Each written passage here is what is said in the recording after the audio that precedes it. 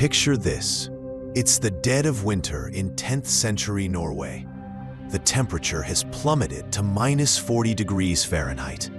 Snow blankets the earth for months on end. There's no electricity, no central heating, no synthetic fabrics, no modern insulation. Yet somehow, an entire civilization not only survived these brutal conditions, but thrived in them. They built massive longships, conquered distant lands, and created a culture so resilient that we still marvel at it today. How is this possible? How did the Vikings survive winters so harsh that even modern explorers with all their advanced gear would struggle?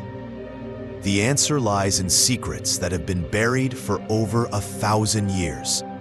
Secrets that challenge everything we think we know about survival in extreme cold. The Vikings faced conditions that would kill most people within hours. In the Scandinavian north, winter darkness could last for months.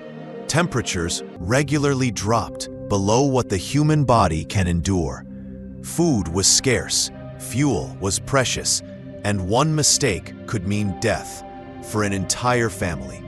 Yet archaeological evidence tells us a different story. Viking settlements flourished in places where the cold was so severe that even their iron tools would become brittle and snap.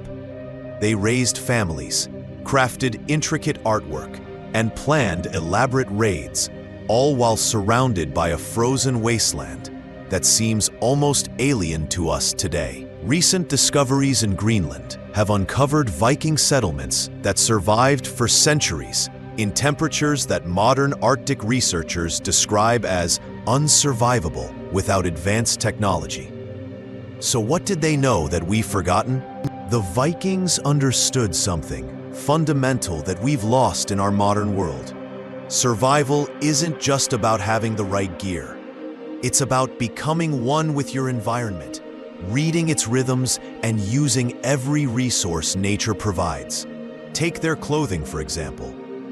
While we rely on synthetic materials and complex manufacturing, the Vikings created layering systems using only what the harsh Nordic landscape could provide.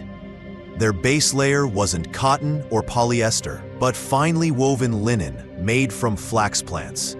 This might seem counterintuitive, linen in freezing weather, but the Vikings knew something we're only rediscovering now.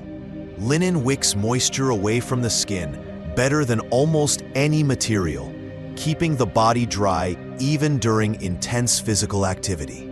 Over this, they wore wool. Not just any wool, but wool from sheep that had adapted to survive Nordic winters. These animals developed fleeces so dense and water-resistant that the wool retained its insulating properties even when wet. The Vikings would spin this wool into different weights. Fine wool for undergarments, medium-weight wool for everyday clothing, and thick, almost felt-like wool for outer garments. But here's where it gets really interesting. Recent analysis of preserved Viking clothing has revealed something unexpected. They used a technique called knallbinding, a method of creating fabric that's actually stronger and warmer than knitting. This technique created tiny air pockets throughout the fabric, turning their clothing into natural insulation systems that rival modern synthetic materials. The outer layer was perhaps the most crucial. Vikings wore cloaks made from tightly woven wool, often waterproofed with lanolin, the natural oils from sheep's wool. These cloaks were designed with hoods that could be pulled down to create a microclimate around the head and neck, areas where the body loses heat fastest. But clothing was just the beginning. The Vikings had discovered something that modern survival experts are only now beginning to appreciate: the power of adaptive layering. They didn't just put on heavy clothes and hope for the best. They developed a sophisticated understanding of how body temperature fluctuates throughout the day and adjusted their clothing accordingly. If Viking clothing was impressive, their buildings were nothing short of revolutionary. The typical Viking longhouse wasn't just a shelter. It was a masterpiece of thermal engineering, disguised as simple construction. These structures were partially buried underground, taking advantage of the Earth's natural insulation. The ground temperature, just a few feet below the surface, remains relatively constant throughout the year, even in the harshest climates. By building their homes partially into the earth, Vikings created a natural heating system that required no fuel. The walls were constructed using a technique that modern architects are rediscovering: double wall construction with an air gap. The inner wall was made of wood, while the outer wall consisted of stone or sod.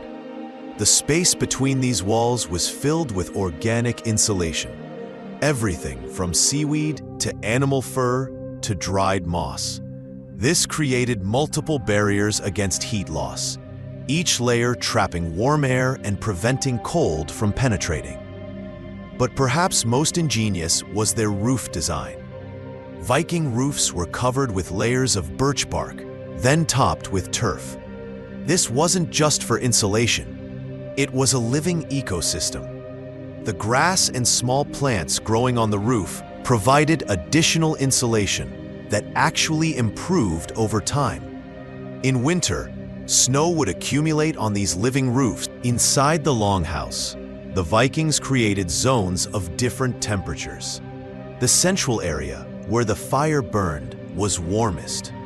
Sleeping areas were positioned to take advantage of rising heat, while storage areas were placed in cooler sections where food would keep longer.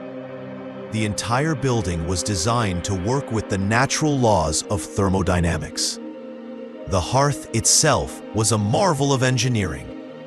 Instead of a simple fire pit, Vikings built sophisticated systems that maximized heat while minimizing smoke. Some hearths included heat-exchanging stones that would absorb warmth during the day and radiate it back at night when the fire died down. Archaeological evidence from Iceland reveals even more advanced techniques. Some Viking houses had underground heating systems, channels beneath the floor that distributed warm air throughout the building.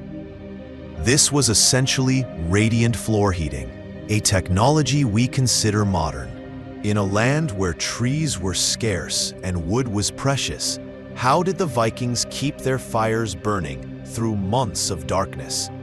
The answer lies in their revolutionary approach to fuel that challenges our assumptions about what can burn and what can't. The Vikings became masters of alternative fuels. In Iceland, where trees were almost non-existent, they discovered that dried sheep and cattle dung burned cleanly and provided steady, long-lasting heat. But this wasn't just a desperate measure, it was an optimization. Animal dung burns at a lower temperature than wood, producing less smoke and fewer harmful gases inside enclosed spaces. In coastal areas, they harvested seaweed, dried it, and used it as fuel. Certain types of seaweed burn with an intensity that rivals coal, and the Vikings knew exactly which varieties worked best. They would harvest massive quantities during summer months, dry them in carefully constructed drying houses, and store them for winter use. Perhaps most remarkably, they discovered how to burn whale oil and seal fat in ways that provided both light and heat. Whale oil lamps weren't just sources of illumination. They were sophisticated heating systems. A properly maintained whale oil lamp could burn for hours, providing steady warmth to a small area while requiring minimal fuel.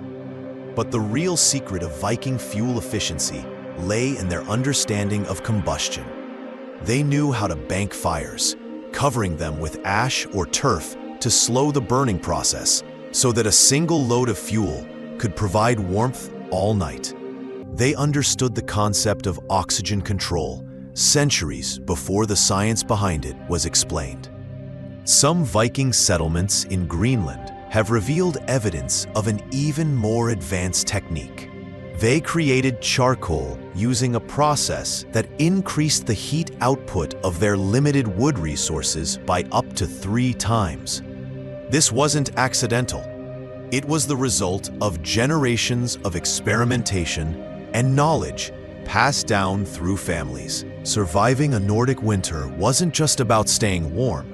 It was about maintaining nutrition and energy when fresh food was impossible to obtain.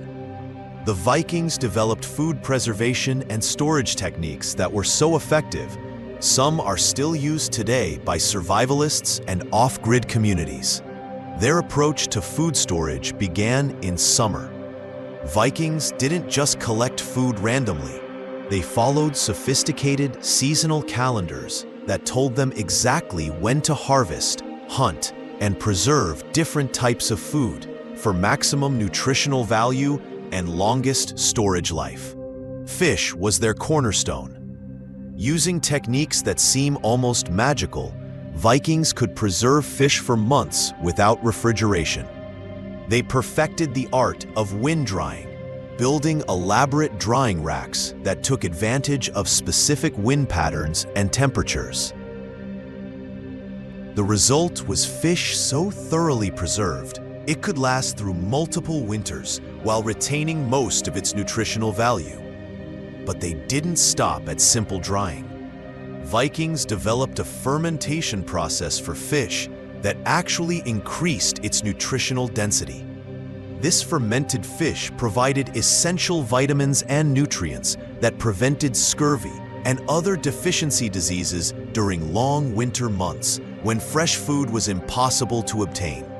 Meat preservation was equally sophisticated. Vikings perfected smoking techniques that used specific types of wood to impart flavors while creating chemical compounds that prevented spoilage. They understood the science of salt curing, using sea salt and sometimes even urine, which contains natural preservatives, to cure meat that would remain edible for months. Perhaps most impressively, they created what we might call the first energy bars.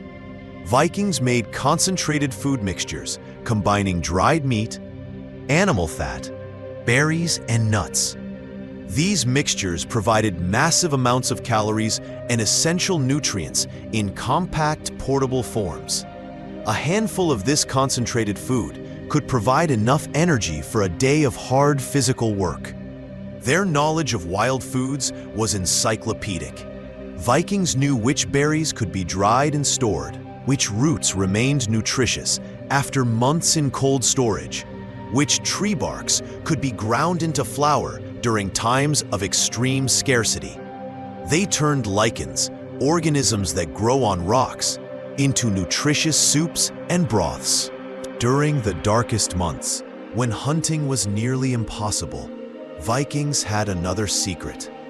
Ice fishing techniques that were so advanced, they could catch fish even when lakes and rivers were frozen solid for months.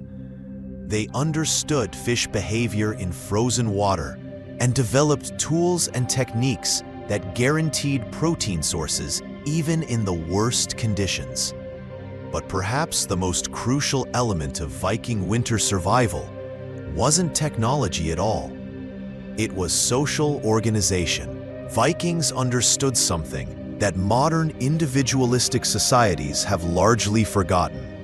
Survival in extreme conditions requires community cooperation at a level that goes beyond simple cooperation. The Viking concept of the extended household wasn't just about family. It was about creating survival units large enough to handle any crisis. A typical Viking winter household might include 30 or 40 people, each with specific roles and responsibilities that contributed to everyone's survival. This wasn't accidental. Vikings had calculated the optimal size for a winter survival group. Too small, and you lacked the diverse skills and labor needed to handle all the tasks required for winter survival. Too large, and you couldn't generate enough resources to feed everyone. The magic number seemed to be between 30 and 50 people. Enough diversity and redundancy to handle any crisis, but not so many that resources became scarce. Each person in the household had specialized knowledge. Some were experts in food preservation, others in fuel management, still others in weather prediction or tool repair. This specialization meant that critical knowledge was never lost, and problems could be solved quickly by someone with specific expertise. The Vikings also developed sophisticated systems for sharing resources between households. If one family's food stores ran low, others would contribute. If someone's fuel supply was exhausted, neighbors would share. This wasn't charity, it was survival insurance. Vikings understood that in extreme conditions, everyone's survival depended on everyone else's survival. They created elaborate storytelling traditions that served multiple purposes. Long winter nights were filled with sagas, poems, and stories that weren't just entertainment. They were educational tools. These stories passed down crucial survival knowledge, preserved important techniques, and taught problem-solving skills that might save lives in critical situations. Viking winter gatherings included skills competitions and training sessions. People would compete to see who could start fires fastest, who could repair tools most efficiently, who could identify edible plants in winter conditions. These competitions weren't just games, they were ways of maintaining and improving survival skills during the months when those skills weren't actively being used. But Viking winter survival had a darker side that historians are only beginning to understand. Recent archaeological evidence suggests that some Viking survival techniques pushed the boundaries of what we consider acceptable, even by medieval standards. Skeletal remains from some Viking winter settlements show evidence of a practice that's difficult to discuss: strategic abandonment of the weakest community members during the harshest months. While this seems brutal by modern standards, it may have been a calculated survival strategy. By reducing the number of mouths to feed during the most critical period, stronger community members could survive to rebuild in spring. Even more controversial is evidence suggesting that some Viking communities practiced a form of controlled cannibalism during extreme winter shortages. Chemical analysis of bones from certain settlements shows signs of human protein consumption during periods when other food sources would have been exhausted. This wasn't random violence. It appears to have been organized and ritualized, possibly involving volunteers who sacrificed themselves for community survival. Some Viking winter settlements show evidence of practices that modern psychologists would recognize as deliberate psychological conditioning. Community members underwent structured experiences designed to increase their tolerance for cold, hunger, and discomfort. These weren't just physical preparations. They were mental preparations that changed how people experienced and responded to extreme conditions. The Vikings may have also used psychoactive substances to help cope with the psychological stress of winter isolation. Archaeological evidence from some settlements includes remains of plants known to have mood-altering properties. These substances might have been used to manage depression, reduce anxiety, or alter perception in ways that made harsh conditions more tolerable. Perhaps most mysteriously, some Viking winter survival techniques seem to have involved practices that modern science doesn't fully understand. There are accounts of Vikings who could voluntarily reduce their body temperature and metabolic rate, essentially hibernating like animals during the worst winter months.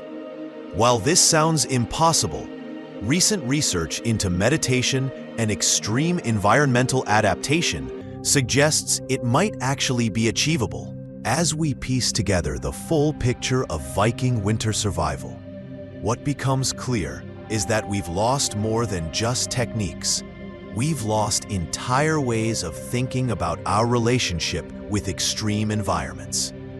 Modern survival training focuses on individual skills and equipment.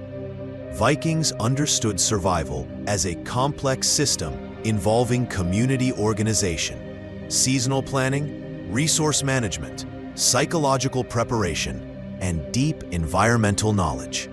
Their approach was holistic in ways that our specialized modern world struggles to comprehend. Consider their weather prediction abilities. Vikings could predict weather patterns weeks in advance using observations that modern meteorology barely recognizes. They read cloud formations, animal behavior, plant responses, and atmospheric conditions in ways that allowed them to prepare for weather events that would catch modern forecasters by surprise. Their understanding of human physiology in extreme cold was remarkably advanced. Vikings knew how to manipulate their own metabolic processes, how to optimize nutrition for cold weather performance, and how to manage the psychological challenges of extended darkness and isolation. Some of these techniques are only now being rediscovered by modern sports science and military research. The Vikings also understood something that modern civilization has largely forgotten: the importance of accepting and working with natural rhythms rather than fighting against them. Instead of trying to maintain summer activity levels through winter, Vikings adjusted their entire lifestyle to match seasonal cycles. They understood that fighting against natural rhythms wastes energy that could be used for survival.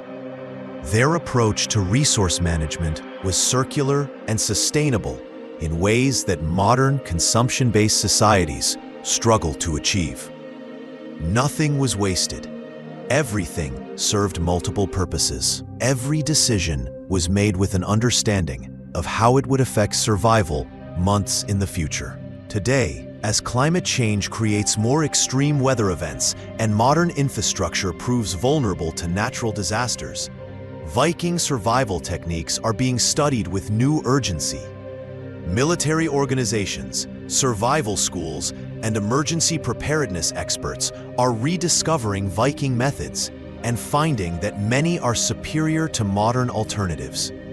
Their building techniques are inspiring new approaches to sustainable architecture. Their food preservation methods are being adapted by off-grid communities. Their psychological conditioning techniques are being studied by researchers working on long-term space missions and extreme environment operations. But perhaps most importantly, Viking winter survival challenges our assumptions about human limitations. In our climate-controlled, technology-dependent world, we've forgotten how adaptable humans can be when faced with extreme challenges. The Vikings proved that with the right knowledge, preparation, and community support, humans can not only survive, but thrive in conditions that would seem impossible to endure.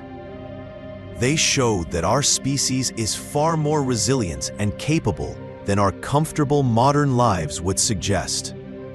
The next time you adjust your thermostat or put on a synthetic jacket, remember the Vikings who survived months of darkness and cold that would challenge our most advanced technology. They didn't just endure. They created a civilization that lasted for centuries and left an impact that echoes through history. Their secret wasn't superior gear or modern conveniences. It was something far more powerful: the knowledge that humans are capable of adapting to almost anything if we understand our environment, work together, and refuse to give up. What other secrets of human adaptation have we forgotten in our rush toward modern convenience? What capabilities do we still possess that we've simply never had to use? The Vikings suggest that we might be far stronger, far more adaptable, and far more resilient than we ever imagined. The question isn't whether we could survive like the Vikings. The question is, What other impossible things might we be capable of if we had to find a way?